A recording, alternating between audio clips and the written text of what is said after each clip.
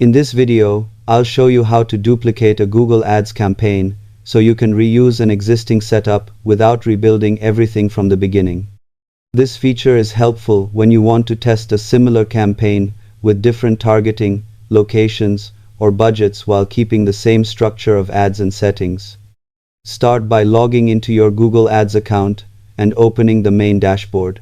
From the left sidebar, click Campaigns to view the full list of campaigns in your account. Next, select the campaign you want to duplicate by checking the box beside its name.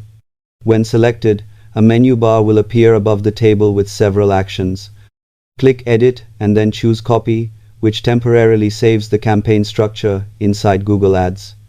After that, click Cancel to clear the current selection and return to the normal view. Now simply click Paste at the top of the campaigns list, and Google Ads will create a duplicate version of the campaign.